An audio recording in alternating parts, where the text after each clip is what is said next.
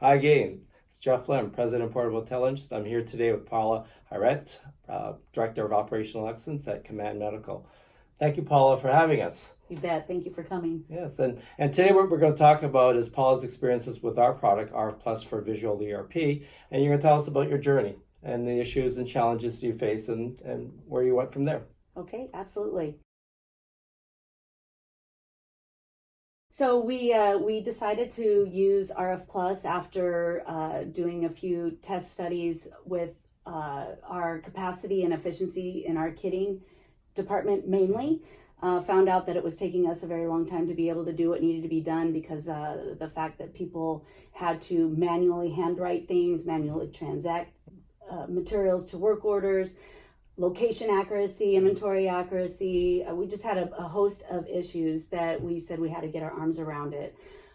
We also know that our company is growing. We actually are going to experience 27% growth this year alone. We experienced 30% growth the year before. And so we know that we couldn't keep doing the same things the way we were doing and be able to survive without adding more headcount.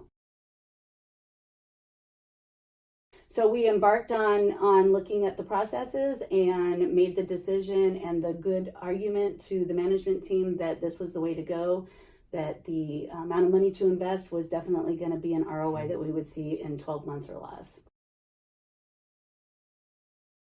So how we got started is that we were noticing that we were having to work a lot of overtime in kitting. And kitting is where we process the work orders for production. So the process of pulling raw materials off of the shelves in the warehouse and preparing them for a production work order. So when we started trying to peel the layers apart as to why are we working so much overtime and just saw that the process itself, it didn't matter if we were to bring in younger people or somebody that could run the warehouse, it wasn't going to change if we didn't change the way we were actually using our systems.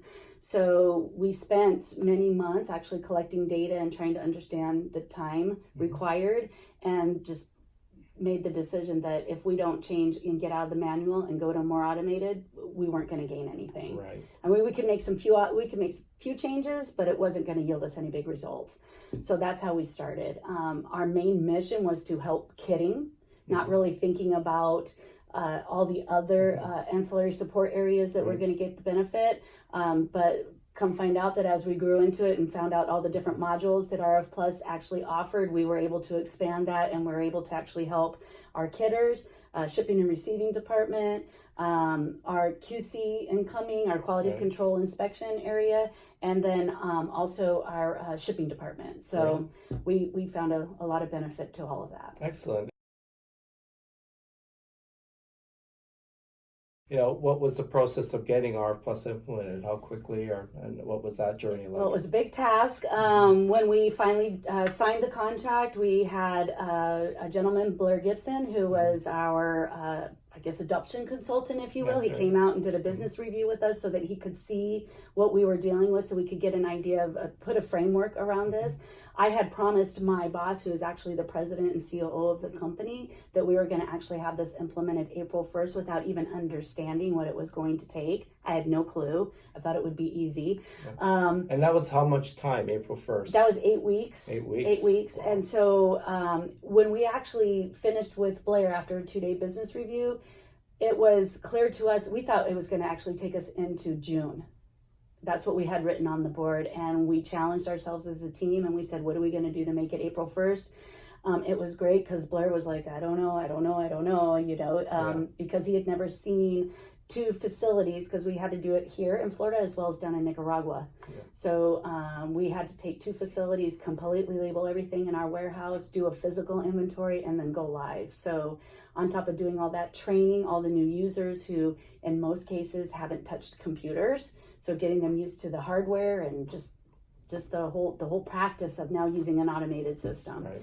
But we did it. We went live on April 1st. We had our business review at the middle of January, and we went live April 1st. Awesome. That's an incredible story. And how many people in total are using the system today? There's about 50 users between this facility in Florida and the facility in Nicaragua that all have their own individual sign-ins. And that's because shipping and receiving, kitting, quality inspection, and in some cases, some of our production leads also have sign-ins to be able to use the system if need be. Good.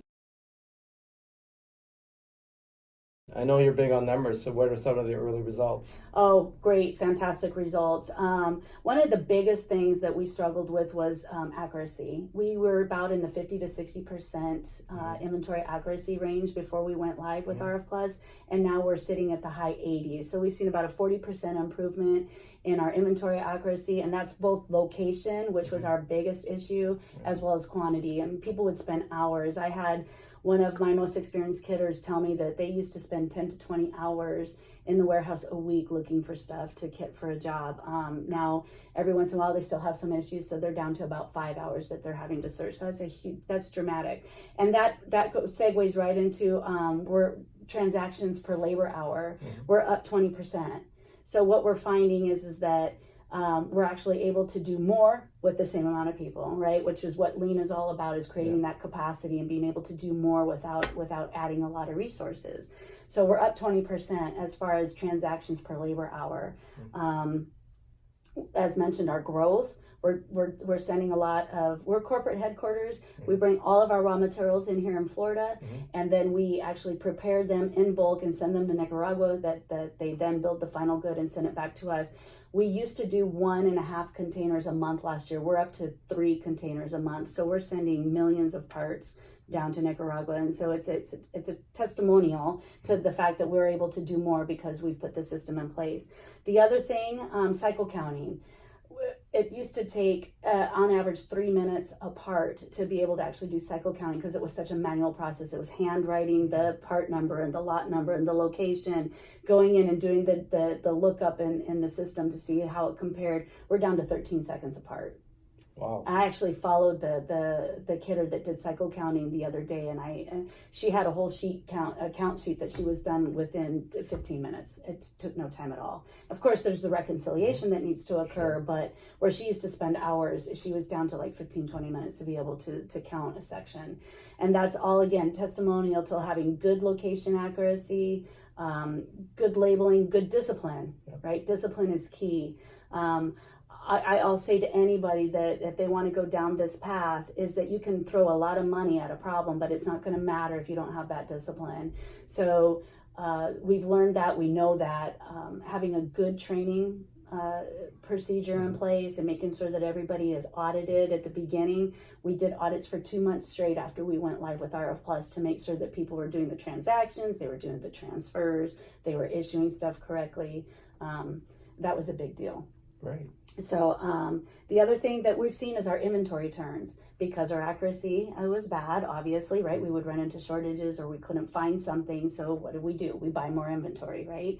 So we have found that we're up, our turns have gone up 7% from April to now. So that's, again, because we have better management over our inventory. We're making the right decisions.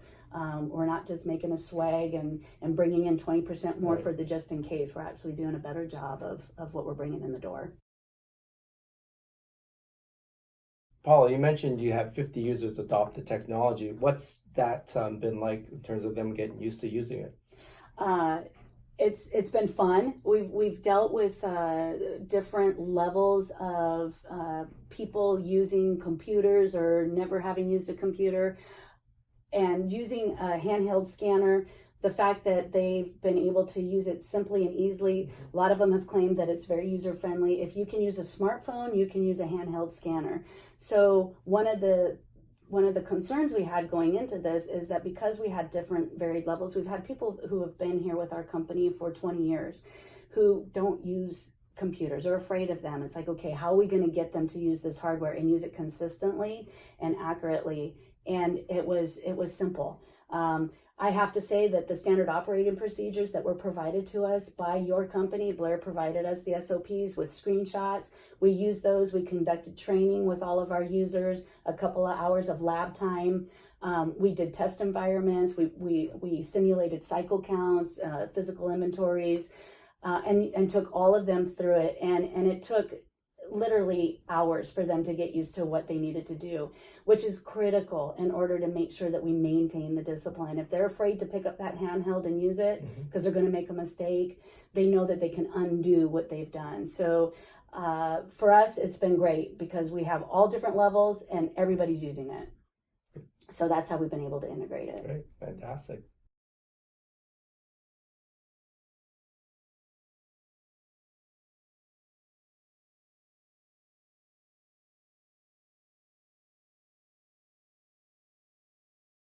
So what's next on the agenda for yourselves?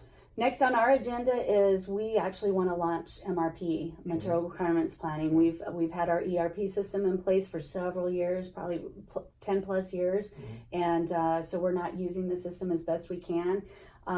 So we knew that it wouldn't matter if we went to MRP. You have to do that second. We had to get our inventory under control. Right. And so by having good inventory, understanding where it's at, is it in Nicaragua, is it in Florida, MRP wouldn't matter. It would give us the wrong signals. So now my team is charged with going live March 1st of 2020 with MRP. So we're digging in right now to try to make that happen. And something tells me Paula's going to make it. So.